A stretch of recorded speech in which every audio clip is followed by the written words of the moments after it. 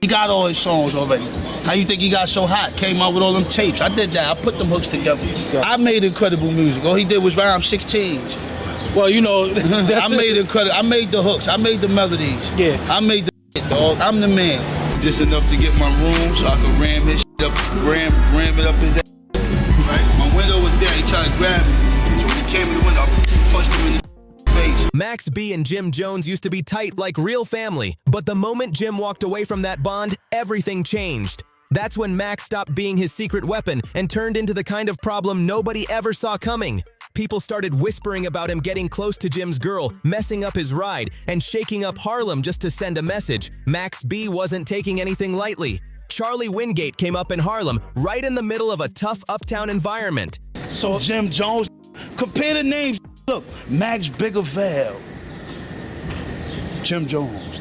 That don't even add up. That's not on my level, man. His story starts in the Abraham Lincoln Projects, a place where every day teaches you something fast. Max grew up surrounded by real challenges. His mom was dealing with heavy struggles of her own and kept going in and out of the system, so his grandmother stepped up and became the rock holding everything down. Even with her guidance, the streets were always right there. Before the world heard those smooth hooks that swept the East Coast, young Charlie was finding his voice in the boys' choir of Harlem. That's where the early seeds of that signature Max B wave took root. The melodic feel, the sing-song delivery, the laid-back energy everyone recognizes today. But those melodies couldn't hide the reality around him. By 18, Max was already sliding into the wrong lane, and in 1997, he caught a serious case that sent him away for years. But that time didn't break him, it rebuilt him. When he stepped out in 2005, he came out sharper, wiser, and moving with a confidence you only get from surviving real-life tests. That's when the world met Max Bigavel, a name inspired by legends and a presence Harlem will always remember. Biggie, Machiavelli, Tupac, and Jigga were the blueprint, and Max B saw himself as the perfect combo of all four. He had the smooth delivery, the emotional depth, and the street-smart confidence that made people stop and pay attention. When Max touched back down, Harlem was lit. So your name is Max B, aka Max Bigavel. We know Bigavel stands for Big Jig and Pac, right? But where did the Big name... Jig and Machiavelli, baby. Yeah. Big Jig and Machiavelli. The Diplomats had the whole city on lock. Cameron and Jim Jones were running the scene heavy. Max linked back up with Cam, and through that, he got introduced to Jim. Not long after, he signed with Jim's crew, ByrdGang, and started cooking up music with Harlem legend Dame Grease. The chemistry was unreal. Max dropped his first mixtape, $1 Million Baby, in 2006, and Harlem lost its mind. His voice, his style, his raw energy.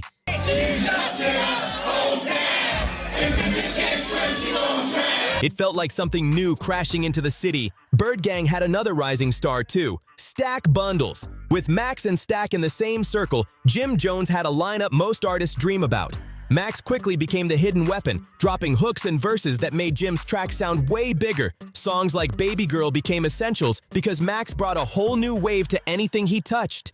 But even with all that talent, Max couldn't fully escape the world he came from. In late 2006, things took a sharp turn. Max heard through his ex, Gina Conway, about a guy named Alan J. Plowden, a flashy dude rolling with fancy cars and carrying big amounts of money from a shady scheme he was running. Gina told Max everything about him. Boyfriend Charlie Wingate, aka Max B, a rapper, about the men's money. Then Wingate reaches out to this man, Calvin Leardom. And she later claimed that jealousy and ambition pushed things in the wrong direction. She said Max hinted they could make a move and everyone would eat good from it. What happened after that is still argued to this day, but the ending was nothing short of life-changing.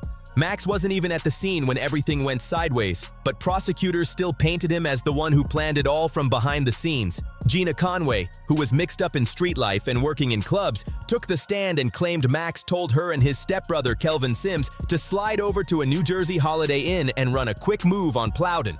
The plan was supposed to be simple. Wait till he stepped out, break in, and grab whatever cash was around. But nothing went right. Gina and Sims were reportedly driving in circles for hours, missing exits, wasting time, messing up the whole setup. All began the morning of September 22nd at the Fort Lee Holiday Inn.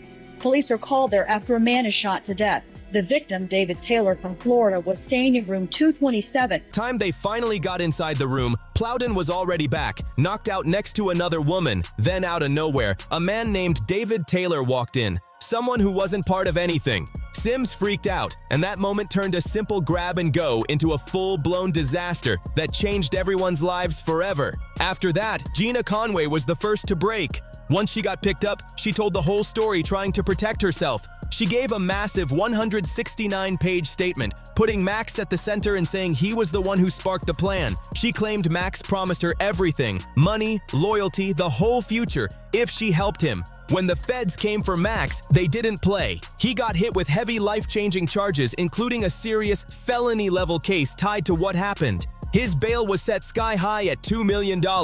While Max sat in that cold cell, his whole world froze, but outside, life kept moving.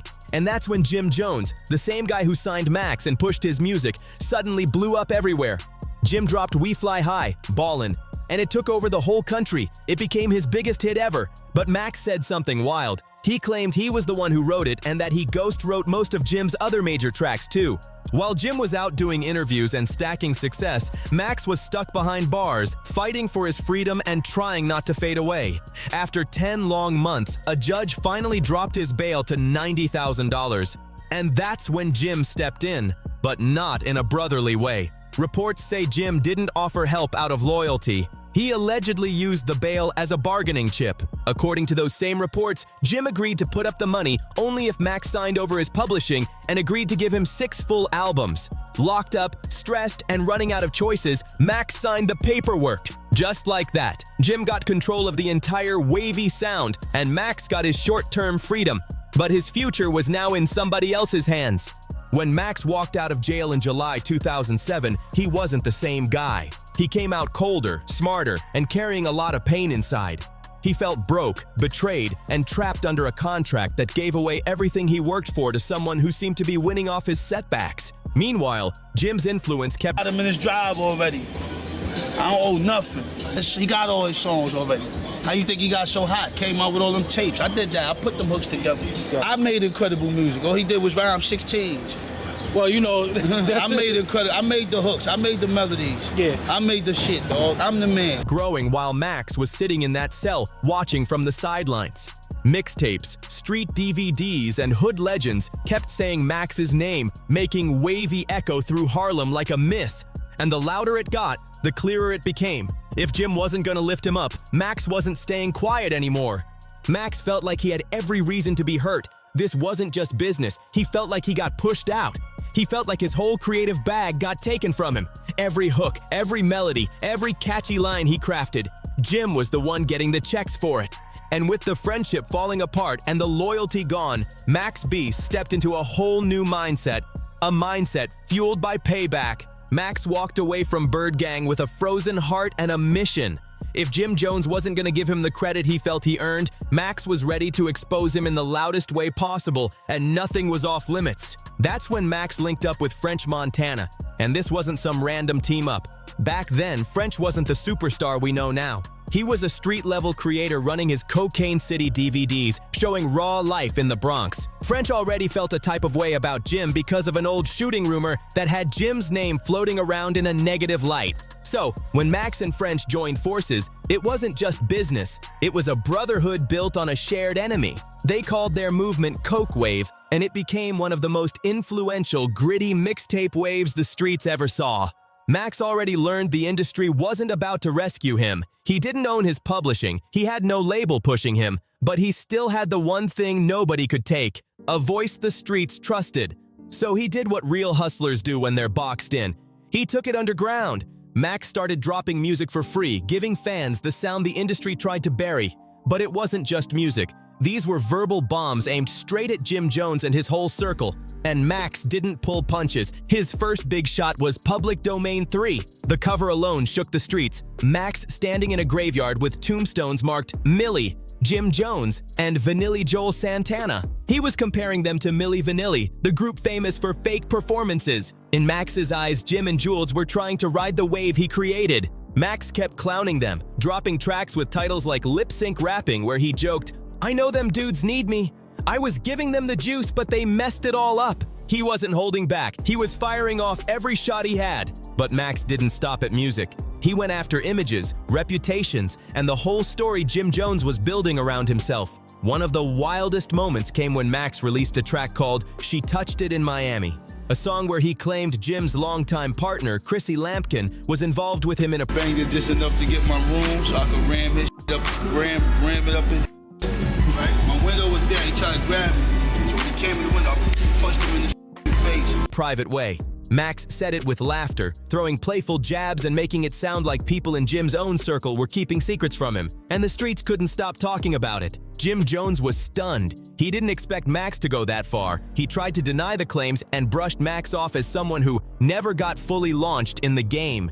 He even said Max didn't write "We Fly High," but the streets weren't buying it. Fans heard Max's voice all over the early reference recordings, and suddenly people started questioning what Jim's true role was in the Dipset wave. Max kept moving like he wanted a real showdown. He even claimed Jim tried to pull up on him one day by blocking his car in a parking lot. Max said he spotted it coming, hit the gas, bumped Jim's Bentley out of the way, and even landed a couple of hits before speeding off. It sounded wild, but Max proudly showed the dents on his own car like they were trophies. French and others backed his version of the story, and the legend of Max B got even bigger.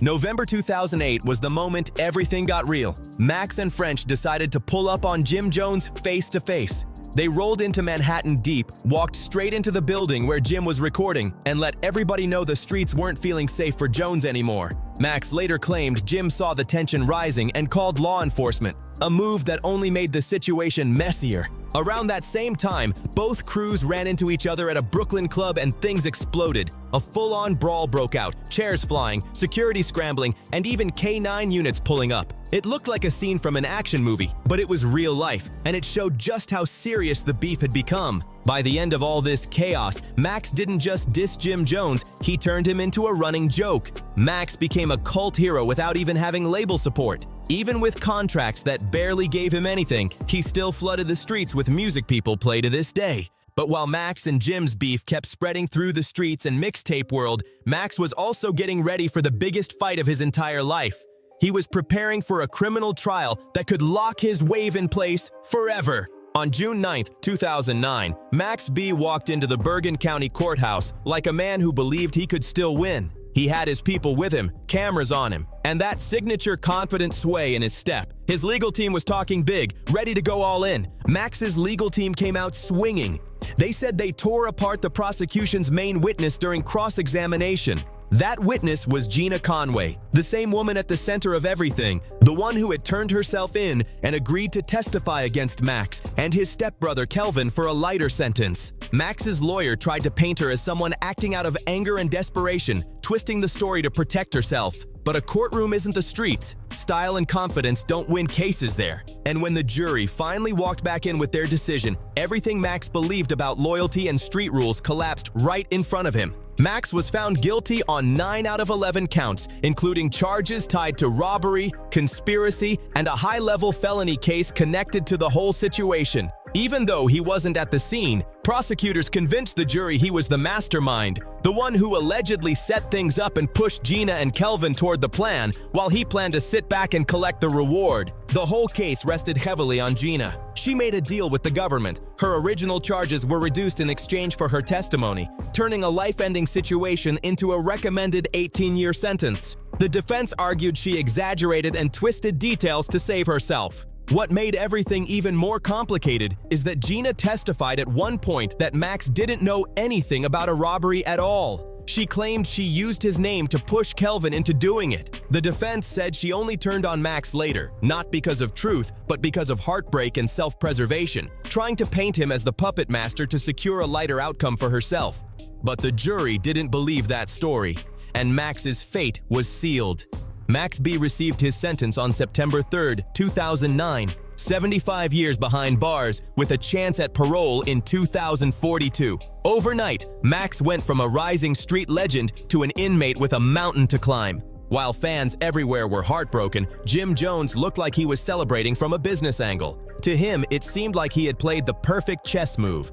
Max was locked up, his voice muted, and Jim still controlled the publishing to Max's entire catalog. Every hook, every melody, every wave Max ever created was still sending checks toward Jim's pocket. Jones even mocked Max in public. Every interview, every moment he tossed out goofy nicknames, called Max irrelevant, and pushed the idea that Max was washed before his career ever started. He acted like Max was old inventory, something he once used but now kept collecting dust.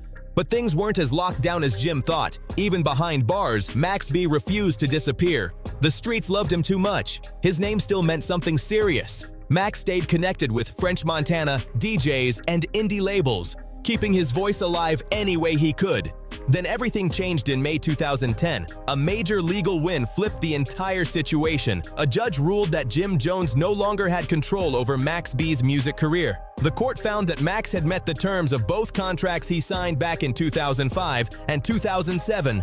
In simple words, Max was free, at least on paper. The chain linking his art to another man's pockets was broken. Max was Originally, you were sentenced to 75 years. But then, last July, you said you got reduced to 20 years and then to 12 years. still inside, but that contract was gone forever. He finally released his long-awaited album Vigilante Season in 2011. And if anyone still doubted his impact, the streets settled it fast. His wavy style, that melodic street talk energy he helped create, became the blueprint for a whole new generation. You couldn't turn on the radio without hearing a trace of Max in somebody's cadence, their harmonies, their talk about waves, vibes, or freedom. And then came the twist nobody expected. In 2016, after serving 7 years, Max's story took a shocking turn. Max's new legal team came through with a bombshell. They argued that his original lawyer didn't defend him the right way and was more focused on chasing a future paycheck off Max's music career than building the strongest defense. This move, a special type of appeal called post-conviction relief, actually worked. The judge threw out Max's original 75-year sentence. Max later took a plea for an aggravated manslaughter charge, which cut 55 years off his time. That dropped it to 20, then down to 12. And since Max had already been inside for years, his release suddenly wasn't a dream anymore. It was getting close. Max wasn't going to spend the rest of his life in prison after all. His official release date was set for November 9th, 2025, a date that turned into a countdown the whole culture watched. By that point, Max B wasn't just a rapper. He was a legend in exile. You could feel his influence in underground freestyles, chart-topping albums, and whole new waves of artists copying pieces of his sound. Even Kanye West tried to name his 2016 album Waves and had to publicly salute Max after fans checked him. Kanye even put Max's voice on a track. Drake, Wiz Khalifa, and a whole lineup of artists said Max inspired them. Even Jim Jones, in a rare, honest moment, admitted Max could have been bigger than Drake if he never got locked up. Now, with 2025 getting closer, the big question hangs in the air. Are Max and Jim still enemies, or is the drama finally done? Max has spoken from inside, saying he's in a different mindset now. A husband, a father, a man trying to grow. He hinted that he'd be open to ending the feud. But Jim Jones, he wasn't ready to let the past go. Even though he and French Montana patched things up and made music again in 2023, Jim said Max is a different situation. No hate, but no comfortable reunion either. This story is far from over, so you already know what to do. Hit that like button, drop a comment, subscribe to the channel, and I'll see you on the next one.